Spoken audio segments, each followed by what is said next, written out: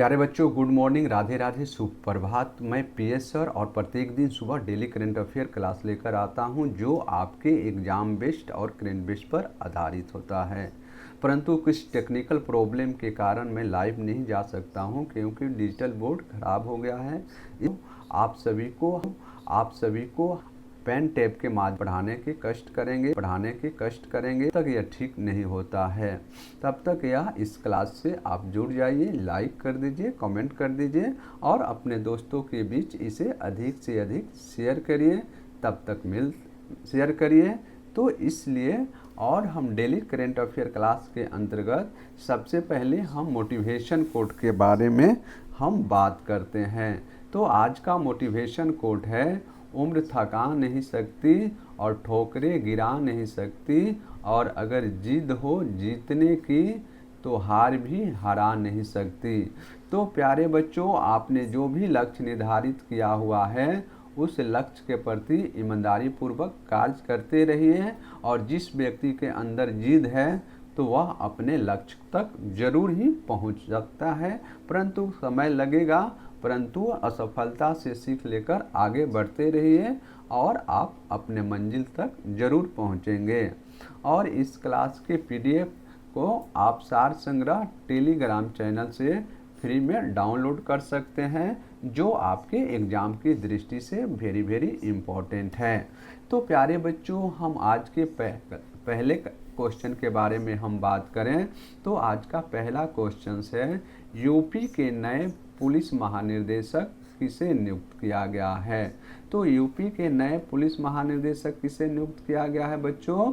तो यह राजीव कृष्ण हैं, जिनको यूपी के नए पुलिस महानिदेशक यानी डीजीपी नियुक्त किया गया है, और यह एक आईपीएस अधिकारी हैं। कौन है बच्चों? तो यह एक आईपीएस अधिकारी हैं और 1991 बैच के यह आईपीएस अधिकारी हैं, और राजीव कृष्णा को प्रशांत कुमार के स्थान पर इनको यूपी के नए पुलिस महानिदेशक नियुक्त किया गया है। नेक्स्ट क्वेश्चन है, 72वीं मिस वर्ल्ड किसे चुना गया है। तो 72वीं मिस वर्ल्ड किसे चुना गया है? तो इसका सही जवाब है ओपल सुचाता चुआंगसरी हैं, जो थाईलैंड की हैं। यह कहाँ के हैं बच्चों? तो यह थाईलैंड की हैं, जिन्हें यह मिस वर्ल्ड का खिताब जीता हुआ है, और यह 2025 का खिताब इन्होंने जीता हुआ है।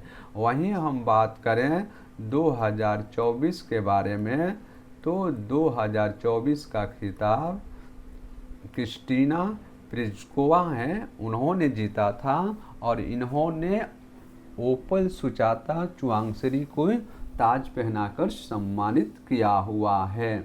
वहीं हम बात करें नंदिनी गुप्ता का, तो नंदिनी गुप्ता यह भारत की सुंदरी थी, जो भारत की तरफ से इसमें भाग लिया हुआ था, परंतु नंदिनी गुप्ता का स्थान इसमें 8वां स्थान यह बना चुकी थी, परंतु यह भारत के लिए बहुत ही दुर्भाग्यपूर्ण बात है।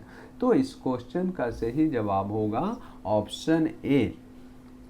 ठीक है बच्चों, तो हम बात कर रहे हैं 72वें मिस वर्ल्ड के बारे में। तो 72वें मिस वर्ल्ड यह ओपल सुचाता चुआंगसरी हैं, जो यह थाईलैंड की महिला हैं, जिन्होंने यह खिताब जीता हुआ है। और मिस वर्ल्ड प्रतियोगिता के आयोजन कहाँ किया गया था बच्चों? तो इसका आयोजन हैदराबाद में किया गया है, और पूर्व मिस वर्ल्ड क्रिस्टीना प्रिजकोवा ने नए मिस वर्ल्ड ओपल सुचाता चुआंगसरी को ताज पहनाकर यह सम्मानित किया है। और इस प्रतियोगिता में मिस मार्टिनिक ने चौथे स्थान कायम किया है, मिस पोलैंड ने तीसरा स्थान कायम किया है, और मिस यूथोपिया ने इसमें दूसरा स्थान कायम किया हुआ है। और इस प्रतियोगिता में लगभग 108 प्रतिभागियों ने इसमें भाग लिया हुआ था। जिसमें यह थाईलैंड की सुंदरी ने इस प्रतियोगिता में सफल रही है। वहीं हम बात करें नेक्स्ट क्वेश्चन के बारे में, तो नेक्स्ट क्वेश्चन है विश्व दुग्ध दिवस कब मनाया गया। तो विश्व दुग्ध दिवस कब मनाया गया है बच्चों, तो यह दिवस के हम बारे में हम बात करें तो यह दिवस 1 जून को यह दिवस विश्व दुग्ध दिवस के रूप में हम प्रत्येक वर्ष मनाते हैं। और 1 जुलाई को कौन सा दिवस मनाया जाता है बच्चों, तो 1 जुलाई को डॉक्टर दिवस के रूप में हम सेलिब्रेट करते हैं। 1 जून को विश्व दुग्ध दिवस मनाया जाता है। 1 मई को कौन सा दिवस मनाया जाता है बच्चों, तो 1 मई को मजदूर दिवस 1 मई को मजदूर दिवस मनाया जाता है। और 1 अप्रैल को ओडिशा दिवस के रूप में हम सेलिब्रेट करते हैं या उत्कल दिवस के रूप में सेलिब्रेट करते हैं। तो इसका सही जवाब होगा ऑप्शन ए। ठीक है। और यह दुग्ध दिवस डेयरी किसानों और उद्योग पेशेवरों को योगदान के लिए यह सम्मानित किया जाता है। और इस दिवस की थीम क्या है बच्चों, तो इस दिवस की थीम के बारे में हम बात करें तो let celebrate the power of diary इस थीम पर आधारित है। नेक्स्ट है एसबीआई ने वित्त वर्ष 2025 के लिए भारत की जीडीपी वृद्धि दर कितने प्रतिशत रहने का अनुमान लगाया है। तो इसका सही जवाब है 6.5% ने एसबीआई ने यह भारत की जीडीपी ग्रोथ के बारे में बताया है। अगर हम इसके जीडीपी यानी 6.5 है तो यह एसबीआई के द्वारा यह डाटा जारी किया गया है और वित्त वर्ष 2025 के बारे में यह बताया जा रहा है। और चौथाई तिमाही के बारे में हम बात करें तो यह 7.4% की मजबूत वृद्धि के साथ यह समाप्त हुआ है। और वृद्धि की तिमाही के दौरान पूंजी निवेश में 9.4% की वृद्धि देखी गई है। तो यह सारे पॉइंट है इस क्वेश्चन से, आप इसे टू द पॉइंट नोट कर लेंगे। नेक्स्ट क्वेश्चन के बारे में हम बात करें तो ऑडी इंडिया के ब्रांड एम्बेसडर किसे बनाया गया है। तो ऑडी इंडिया का ब्रांड एम्बेसडर यह नीरज चोपड़ा को बनाया गया है। और नीरज चोपड़ा भाला फेंक के क्षेत्र में यह प्रतिस्पर्धा करते हैं। इनके द्वारा ओलंपिक में बहुत से पदक भी जीते गए हैं, जिनके कारण इन्हें ब्रांड एम्बेसडर नियुक्त किया गया है। और यह नीरज चोपड़ा हैं जो एक भारतीय खिलाड़ी हैं और यह हरियाणा से बिलोंग करते हैं। नेक्स्ट क्वेश्चन है गोवा राज्य दिवस 2025 की कौन सी वर्षगांठ मनाई गई है। तो प्यारे बच्चों, हम वर्षगांठ के बारे में बात कर रहे हैं। तो गोवा ने अपना 39वीं वर्षगांठ, कौन से वर्षगांठ बच्चों, तो 39वीं वर्षगांठ को इन्होंने सेलिब्रेट किया हुआ है। और वहीं हम बात करें गोवा के बारे में तो यह 1947 ईस्वी में गोवा या पूर्ण राज्य के रूप में इन्हें मान्यता मिला हुआ था। और गोवा दिवस कब मनाया जाता है बच्चों, तो यह 30 मई को गोवा दिवस के रूप में यह सेलिब्रेट किया जाता है। और हम बात करें गोवा के संबंध में तो गोवा पुर्तगालियों से कब आज़ाद हुआ था बच्चों, तो यह 1961 ईस्वी में यह गोवा पुर्तगालियों से आज़ाद हुआ था। और किस ऑपरेशन के तहत, तो यह विजय ऑपरेशन चलाया गया था। विजय ऑपरेशन चलाया गया था। उसी ऑपरेशन के माध्यम से ऑपरेशन यह चलाया गया था और विजय ऑपरेशन में ही यह गोवा आज़ाद हुआ था। और हम बात करें तो गोवा पर पुर्तगालियों का अधिकार कब हुआ था बच्चों, तो पुर्तगालियों के द्वारा 1510 ईस्वी में गोवा पर अधिकार किए गए थे। लगभग यह 450 वर्षों तक पुर्तगालियों ने गोवा पर अपना शासन किया हुआ है। तो यह सारे गोवा से संबंधित जवाब है, पॉइंट हैं। तो इसे आप टू द पॉइंट नोट कर लेंगे, क्योंकि यहाँ से क्वेश्चंस निश्चित ही पूछे जाएंगे।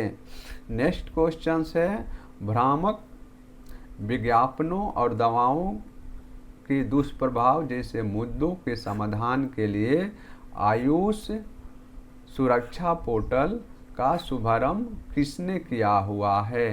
तो आयुष सुरक्षा पोर्टल का शुभारंभ किसके द्वारा किया गया है?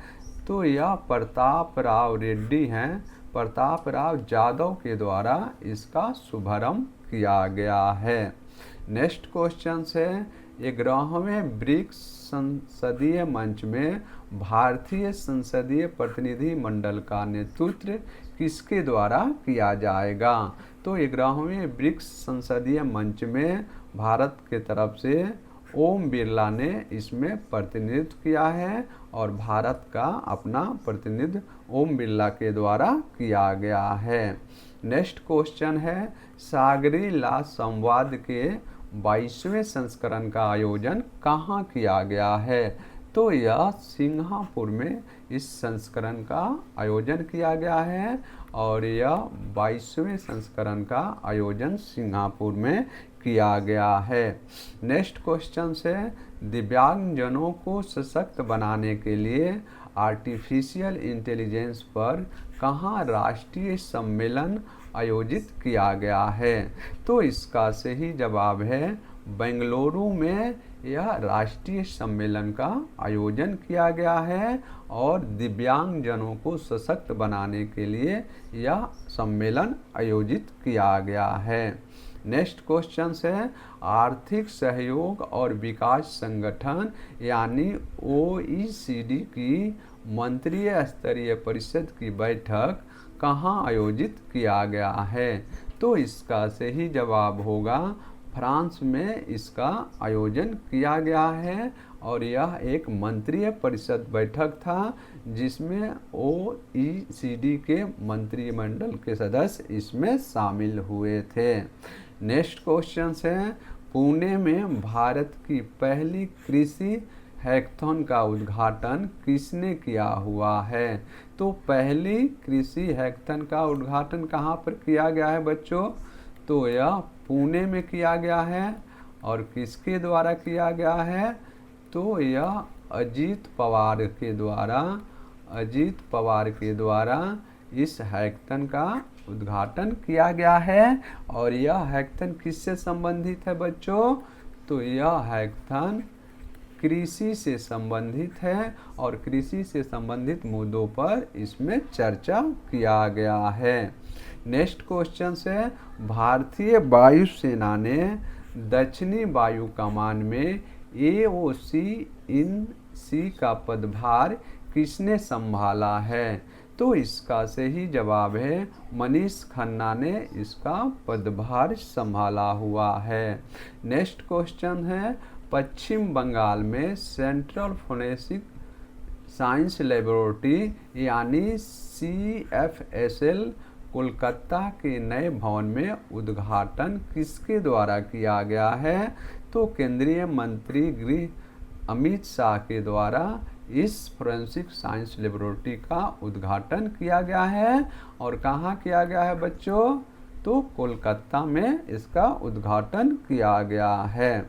तो प्यारे बच्चों, यह कल के न्यूज़ में जो भी टॉपिक महत्वपूर्ण रहे हैं और चर्चा में रहे हैं उन सारे महत्वपूर्ण टॉपिकों को हमने 1 बाय 1 करके आपके साथ डिस्कस कर लिया है, जो आपके एग्ज़ाम बेस्ड और करेंट बेस्ड पर आधारित है। तो प्यारे बच्चों, अगर यह मेरा सेशन आप सभी को अच्छा लगे तो प्लीज़ हमारे चैनल को लाइक करिए, सब्सक्राइब करिए और अपने दोस्तों के बीच इसे अधिक से अधिक शेयर करिए।